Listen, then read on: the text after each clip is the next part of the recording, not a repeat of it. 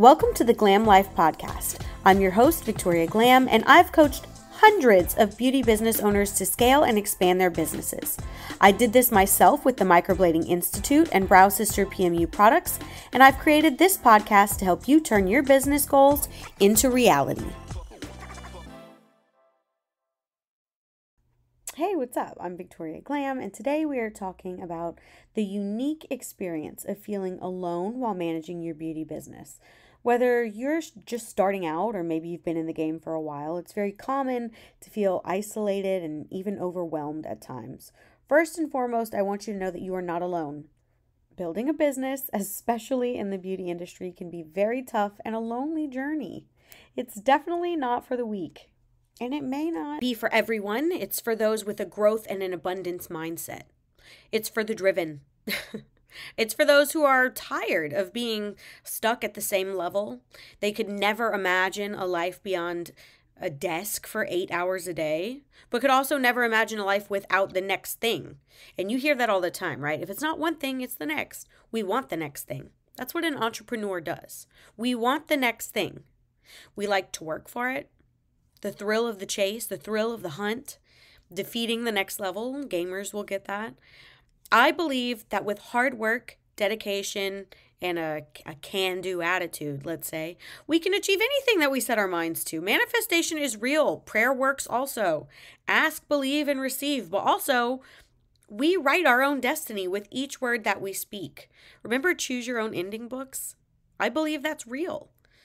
Throughout my latest career, and I say latest because I've had a lot, I have consistently taken on leadership roles, pushed myself to be the best that I can be in each of those roles until I eventually level up again. I have a track record of success in pushing myself. It doesn't matter. But in just one field, I have developed a strong network of personal friendships and developed relationships with other professionals who can attest to my expertise and my capabilities. I have had 1,000 lives, baby. Okay. I was a stripper in college. I was a birth coach when I was too afraid to actually give birth. So face that fear, bitch.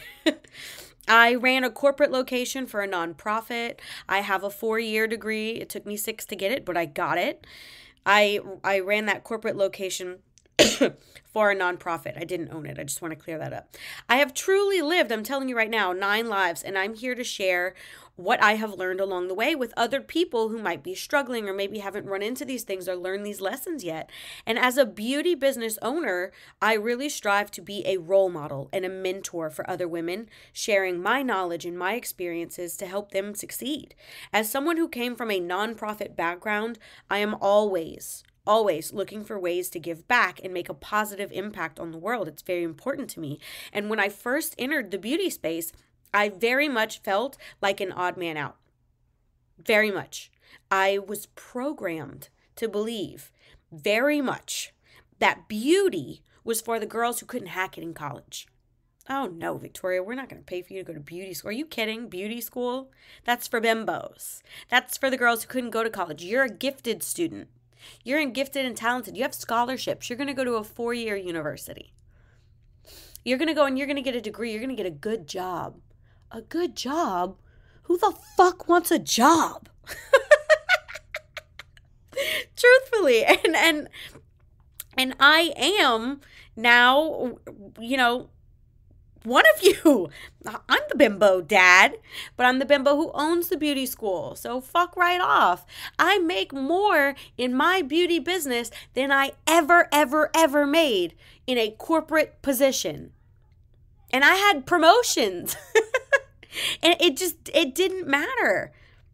And listen, I walked away from that job. I took out a loan. I put myself through beauty school. Thank God I had a husband who could handle the bills because it's very hard to work while you're in beauty school. If you're doing that, props to you. I don't think that I could have hacked it.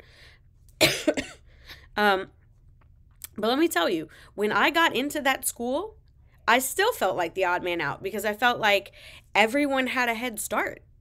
I started late. I was one of the older ladies in class, a class that I didn't even need, by the way. Let's talk about that.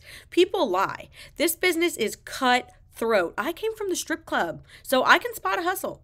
I see the hustlers, and I don't mean like workaholics, like get it by any means, get it out of the mud. I mean hustlers, like she's hustling you. She is lying to your face for her own gain. And I have seen it all in this beauty industry, okay? I promise you. I've been betrayed, let's see, the list is long, by friends, by clients, by students, by partners, by coworkers. I have seen, maybe not everything, but I've certainly seen a lot. And I can tell you why. It's because women in this industry see how, quote unquote, saturated it is, and they have their own deeply rooted insecurities. Just like growing up, I was told that beauty was a fallback or settling or not a goal for, quote, smart girls. I'm sure they were told that too. And they just didn't go to the 4-year degree. They just never entered honors classes for whatever reason, whether it was because they were taking the easy way out or maybe they actually were not, qualified for honors classes or whatever. I'm sure they have been told by someone that this is an industry for lesser thans, right?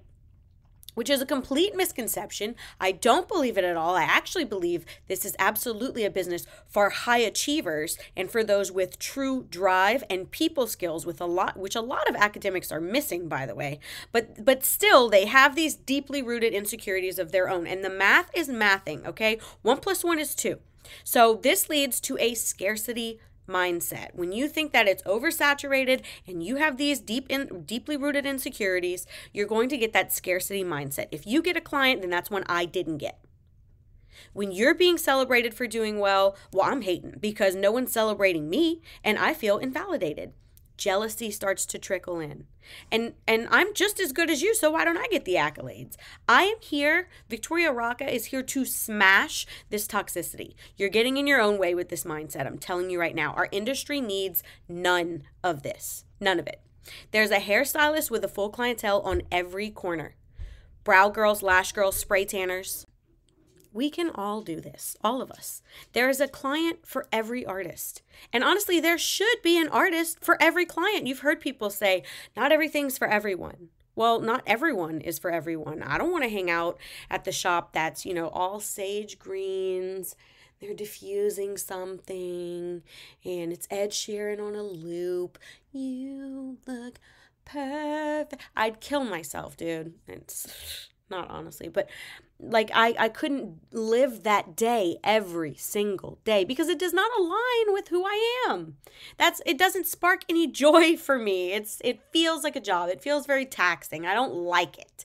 It's not the way that it's not the vibration that it's not the frequency I vibe at. That's what I was trying to say. But you know what? For some people, that is the vibe that's very relaxing for them. That's exactly where they would like to spend their time and their money and their peace, right? So I don't want to hang out there. My shop is very loud. It's pink. It's personable. We have an open floor concept so that we can all be in each other's business and give all the good tea and gossip. We like that. I love to talk about reality TV, reality stars adorn the walls in my business. I love it. It's very high frequency. It's very, I don't know, it's like a little girls club. Everything is hot Barbie pink. We listen to Doja Cat. There are sodas in the refrigerator, and we love that. If you were looking for the green Ed Sheeran room and you walk into my shop, you would be a little uncomfortable, right? And vice versa. Us loud girls, the girls who got told talks too much in class or whatever, we are not trying to go be quiet in a little Ed Sheeran corner. So I'm so sorry to that man that I keep using him. But honestly, this is just the experience that lives in my brain.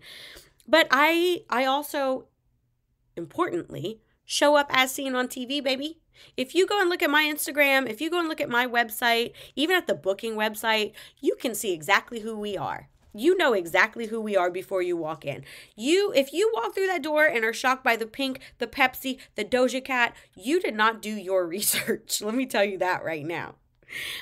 And I'm sure that there are other loud, like-minded women out there who also maybe never learned how to truly run a business, maybe never really found a beauty business bestie who they can talk to, who understands their problems. And if that is you and you're looking for a strong, confident, capable, experienced business owner to guide you on this journey, look no further. Look no further. I am here to support and empower you to reach your full potential and become the best version of yourself, while I'm on the exact same journey right there with you. The Glam Life of Victoria is a podcast for you, by me. It's almost a love letter in business, but I also think that it's a really great way for us to kind of create our own community of beauty bosses who really want support and camaraderie. You can reach out to me on my Instagram at victoria.glam anytime. You can find me over at Pretty Rich Bosses, where I coach other beauty businesses. And of course, if you ever want to get into permanent makeup or expand your skill set, you can find me at the Microblading Institute. That's my other Instagram. All right, I'll see you in the next episode.